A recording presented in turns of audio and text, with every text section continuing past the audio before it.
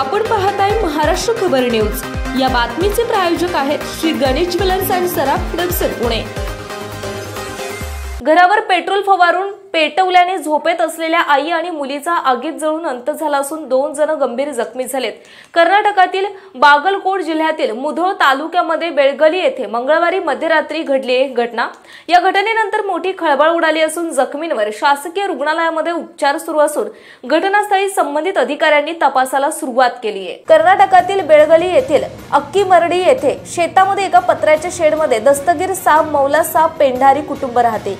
या कुटुंबाच्या घरास मध्यरात्री अज्ञातांनी विद्युत मोटरच्या सहाय्याने पेट्रोल शिंपडत आग लावली। या आगीत झोपेत असलेल्या मायलेकांचा मृत्यू झाला असून 2 जण गंभीर जखमी आहेत। अज्ञातांनी घर का पेटवले याविषयी अद्याप कोणतीही माहिती समोर नाही। पोलिसांनी गुन्हेगारांचा शोध घेण्यासाठी श्वान पथकालाही पाचारण केले होते। अज्ञातांनी घराला आग लावून कुटुंबातील लोक बाहेर येऊ नये यासाठी बाहेरून कडी लावली।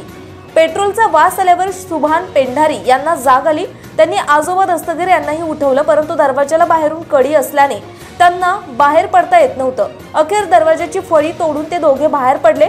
मात्र झोपेतच असलेल्या आईला उठवण्यासाठी शबाना गेली, पण तोपर्यंत आगीने रौद्ररूप धारण केले होते। त्यामुळे आई मुलीचा या आगीमध्ये होरपळून मृत्यू झालाय। आगीत भाजलेले सुभान पेंढारी यांनी दस्तगीर पेंढारी यांच्यावर महालिंगपूर येथे शासकीय रुग्णालयात उपचार करण्यात येत आहेत। यानंतर उत्तर विभागाचे आयजीपी विकास कुमार विकास यांनी घटनास्थळी दाखल होत गुन्हेगारांचा तपास करण्यासाठी संबंधित अधिकाऱ्यांना सूचना केल्या। घटनास्थळी गुन्हेगारांचा माग काढण्यासाठी श्वान पथकाला देखील पाचारण करण्यात आले आहे। पोलिसांनी गुन्हेगारांचा शोध घेण्यासाठी 5 पथके स्थापन करून विविध ठिकाणी रवाना केलेत। आपण पाहताय महाराष्ट्र खबर न्यूज। या बातमीचे प्रायोजक आहेत श्री गणेश ज्वेलर्स अँड सराफ दक्षिण पुणे।